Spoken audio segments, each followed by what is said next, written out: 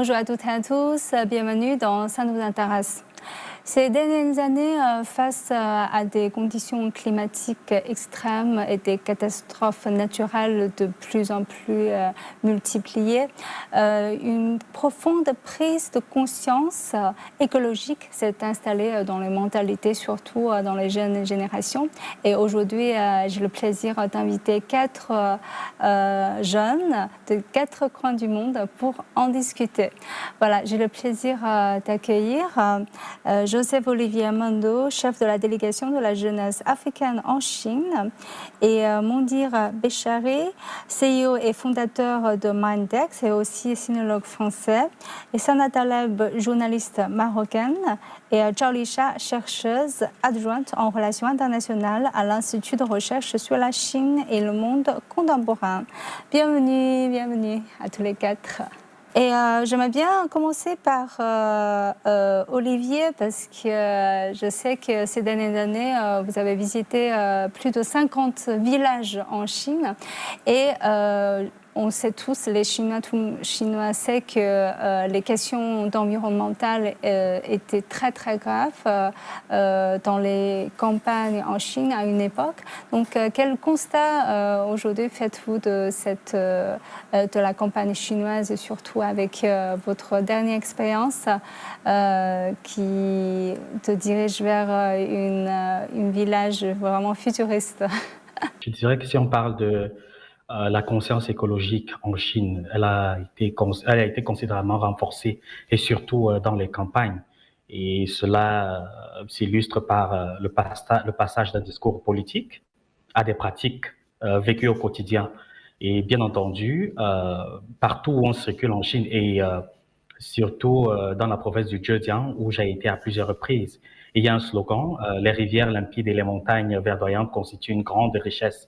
Et ce n'est plus un slogan qu'on accrochait au mur des mairies dans le village, mais c'est aussi c'est devenu un principe de gestion partagée par les paysans et aussi les coopératives ainsi que les jeunes qui reviennent de la ville. J'aimerais vous prendre un exemple. Vous avez mentionné tout à l'heure mon passage récent dans un village chinois dans la province du Zhejiang, et j'ai pu remarquer que la protection de l'environnement ou alors est désormais gouvernée au pied de l'arbre, parce qu'il y a un grand arbre de plus d'une centaine d'années, c'est un grand camphrier, ça s'appelle Dajiangshu.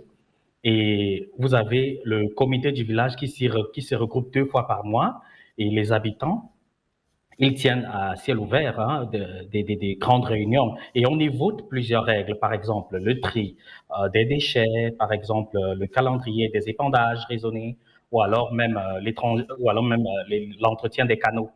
Et le plus important, c'est que les populations peuvent recevoir des points verts convertibles en réduction chez l'épicerie du village. C'est très intéressant.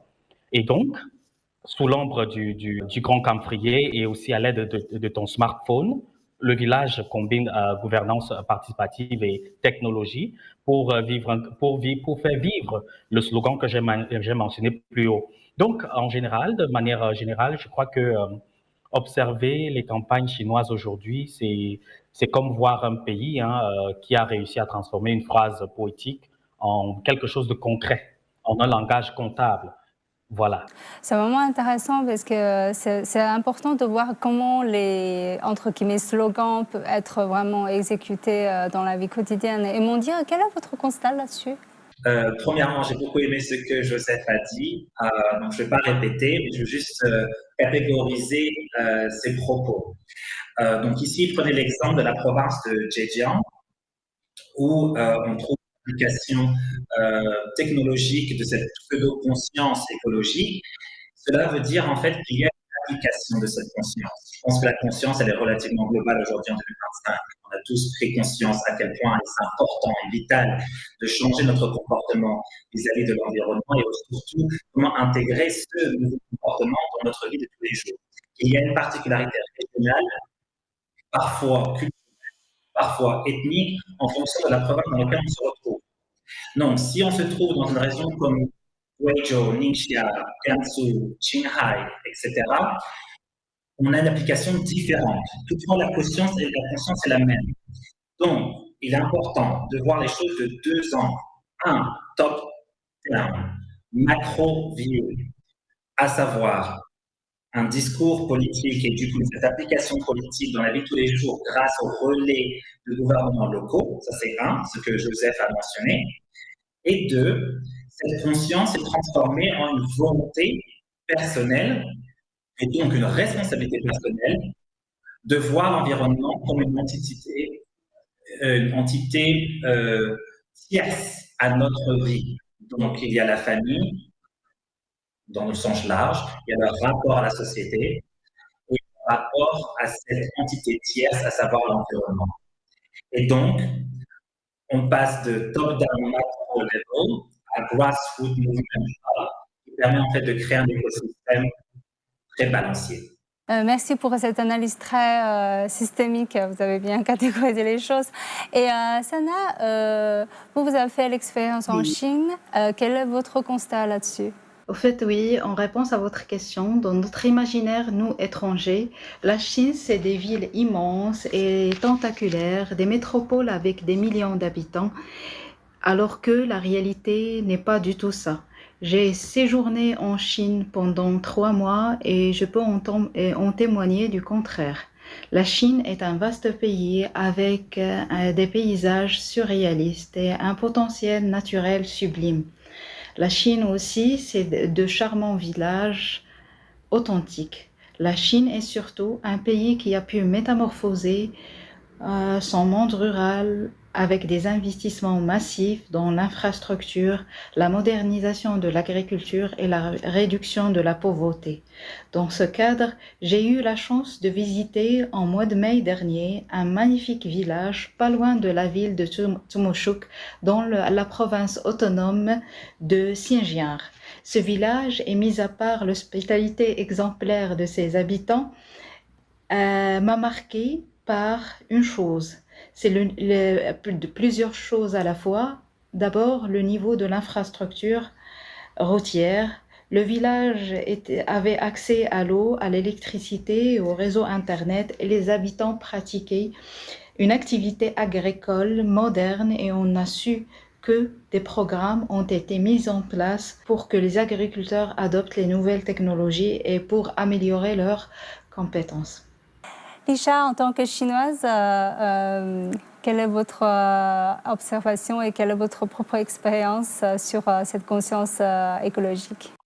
Merci de l'invitation. À mon avis, ces dernières années, la conscience écologique en Chine a effectivement connu des changements significatifs qui reflètent tant au niveau politique que dans les mentalités et les comportements de la population, en particulier chez les jeunes générations. Et je voudrais faire un retour au moment où le concept les rivières limpides et les montagnes verdoyantes constituent une grande richesse a été proposé.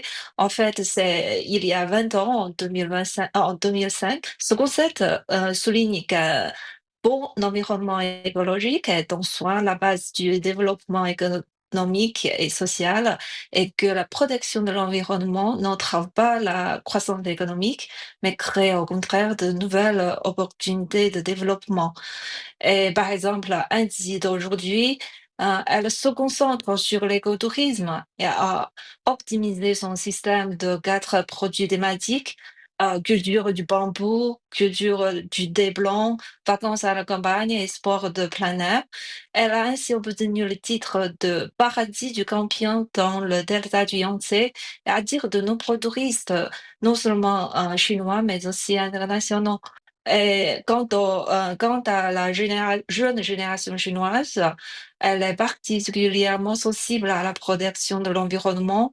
Par exemple, sur les réseaux sociaux, les sujets liés au tri de déchets, à la réduction des émissions de carbone et à la protection des animaux sauvages sont très populaires. Et de nombreux jeunes participent activement à des activités bénévoles en faveur de l'environnement et encourage les modes de consommation durable. Donc, malgré les défis qui subsistent, je crois que dans l'ensemble, la conscience écologique de la Chine est en train de passer d'une approche réactive à une approche proactive, ce qui est une tendance positive. Ça, c'est très intéressant ce que vous avez mentionné, vraiment les approches les différentes personnes peuvent adopter. Et Olivier, dans votre pays, je ne sais pas si vous connaissez bien la situation parce que vous êtes souvent en Chine. Et en Chine, quelles sont les approches ou les efforts que pour vous qui sont les plus efficaces? Eh bien, vous savez, au Cameroun en particulier et en Afrique en général, la conscience écologique devient de plus en plus accélérée.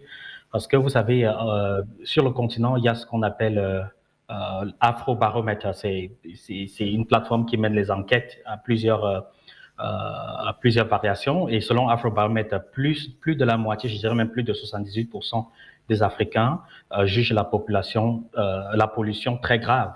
Voilà. Et ils réclament que leur gouvernement fasse beaucoup plus. Et je ne parle pas que des citadins, parce que les citadins diplômés, à 82% expriment que c'est très important, même les ruraux aussi. Donc, au Cameroun, ou alors en Afrique, je pense que nous avons tous les mêmes réalités, parce que nous produisons moins de 4% de CO2, voilà, d'émissions, je dis, sur le continent. Alors, du point de vue du comportement, nous notons encore des marges encore faibles, mais croissantes, parce que la plupart de la population est prête à adopter le charbon écologique au Cameroun. Et en Afrique en général, je parle là de 75%.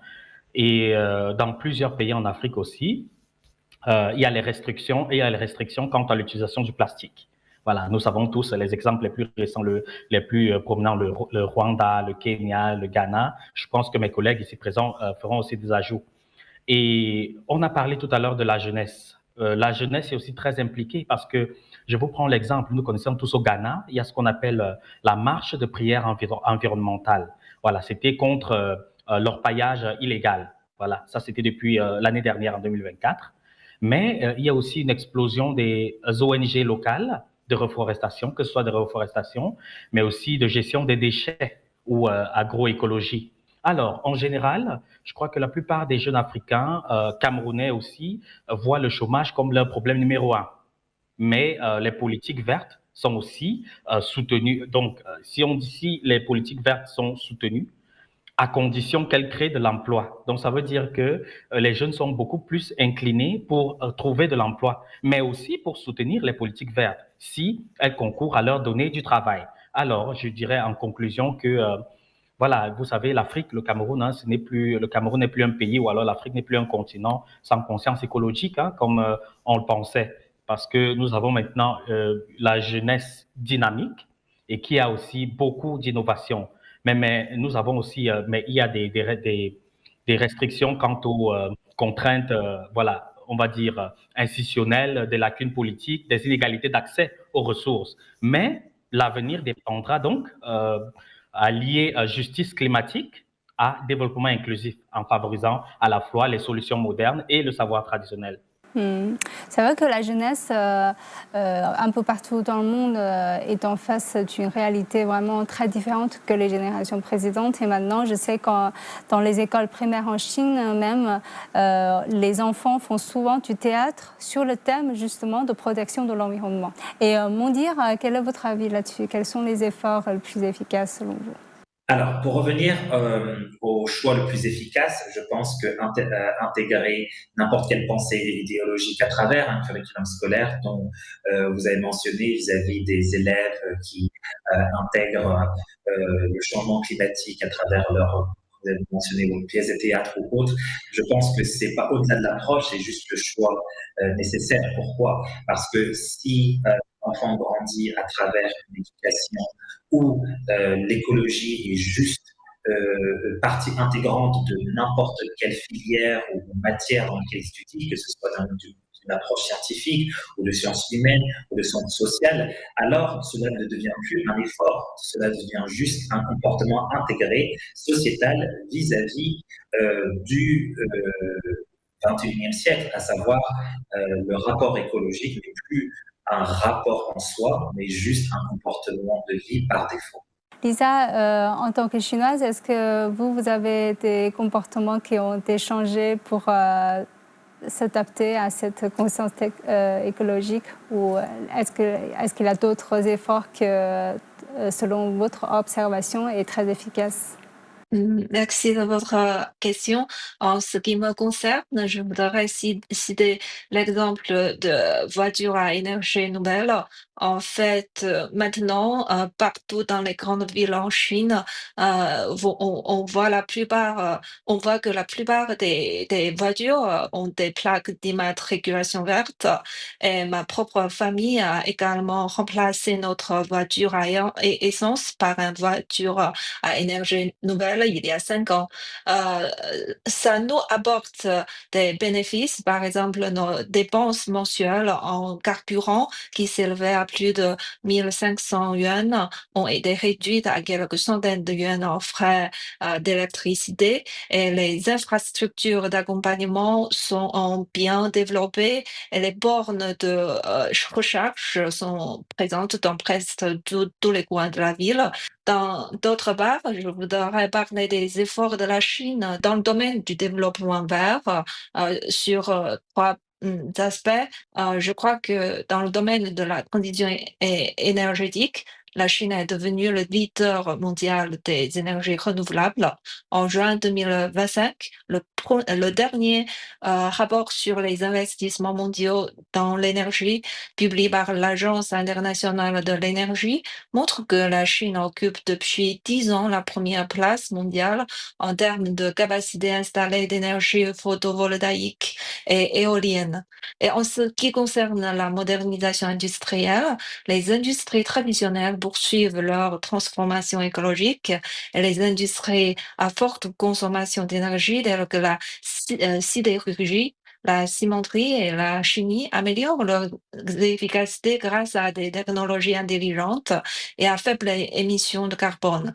En matière de coopération internationale, cette année marque le 10e anniversaire de l'accord de Paris et la Chine et l'Union européenne, en tant que partie à l'accord de Paris, s'efforcent sans relâche de promouvoir la réduction des émissions et sont des acteurs importants dans la lutte contre le changement climatique. Et je voudrais citer un autre exemple. En fin mai cette année, j'ai visité la Grèce pour des enquêtes sur place, lors desquelles j'ai appris le projet éolien de Trace. C'est une entreprise chinoise qui a investi ce projet et maintenant, en moyenne, une lampe sur 330 en Grèce est éclairée par ce projet éolien de Trace. Donc, je crois que la coopération verte entre la Chine et l'Europe offre un modèle de coopération viable pour la lutte mondiale contre le changement climatique. Merci Lisha. Pour un peu conclure un peu, parce qu'on a parlé beaucoup des efforts et des progrès, mais quand même il y a des gens qui sont un peu pessimistes vers l'avenir en disant que de toute façon c'est pas assez, c'est pas suffisant. Donc pour vous les jeunes, est-ce que vous êtes plutôt optimiste ou pessimiste vers l'avenir? Est-ce que l'homme et la nature peuvent coexister vraiment bien ensemble et par quels moyens, Olivier? Bon, moi je suis du cas optimiste, mais vous savez que il y a aussi une petite crainte parce que nous devons apprendre des erreurs passées. Vous savez, et nous ne savons pas, quand nous sommes dans l'ignorance de l'avenir, nous restons toujours dans la crainte. Alors, qu'est-ce qu'il faut faire? Il faut tirer des leçons, mais surtout, il faut innover. Moi, je pense que pour essayer de renforcer la cohabitation entre l'homme et la nature, ou alors d'arriver à un moyen, un système gagnant-gagnant entre l'homme et la nature, je pense que, premièrement, par exemple, chez Africain, dans le cas de l'Afrique, il faut pouvoir trouver un terrain d'entente entre, par exemple, satisfaire les besoins sur le terrain, c'est-à-dire l'emploi, et la protection de la nature. C'est ça le système gagnant-gagnant. Et pour parvenir, je suis d'accord avec vous que l'éducation écologique, vous avez mentionné tout à l'heure, l'éducation écologique, et cela dès l'école primaire, c'est un point phare. Vous avez mentionné en Chine, et j'ai visité beaucoup de régions en Chine, et je sais que l'éducation environnementale chinoise est obligatoire dans plus de 400 000 écoles rurales. Mais par exemple, je vous donne aussi un exemple en Afrique, par exemple au Kenya, le syllabus Kenya, par exemple Au Kenya, il y a ce qu'on appelle le Climate Smart Agriculture qui forme plus de 1,2 million d'élèves par an. Et ça, c'est très important. En deuxième point, il y a aussi le narratif culturel. Le narratif culturel est très important aussi parce qu'on parle aujourd'hui du concept chinois, les rivières limpides et les montagnes verdoyantes qui constituent une grande richesse. Mais je voudrais aussi ramener la philosophie africaine d'Ubuntu. Par exemple, je suis parce que nous sommes. Et c'est ça qui redonne aussi aux écosystèmes une valeur existentielle, pas seulement monétaire. Donc, je dirais que coexister avec la nature, c'est pas juste un choix moral, mais c'est une nécessité de survie. Parce que notre génération maintenant doit transformer l'urgence en opportunité. C'est-à-dire, il faut faire payer le vrai prix des ressources, il faut essayer de démocratiser la décision écologique et réinventer la prospérité sans croissance infinie. Et parce que si nous échouons, ça c'est le camp pessimiste, hein, si nous échouons, les seuils de bascule seront franchis. Mais si nous réussissons, parce qu'il faut aussi le dire, nous aurons ouvert la voie à une civilisation planétaire durable. Mais je suis fermement du côté optimiste et je suis certain que nous trouverons des moyens pour innover et pour essayer d'amortir les défis à venir. Voilà. Bon, mon dire aussi quand optimiste? Alors, je suis ni optimiste ni pessimiste. Je suis pragmatique. Cela veut dire quoi? Cela veut dire qu'il faut savoir éviter de projeter une prédisposition psychologique vis-à-vis d'un problème. Être optimiste ou pessimiste, c'est juste la projection d'une expérience personnelle.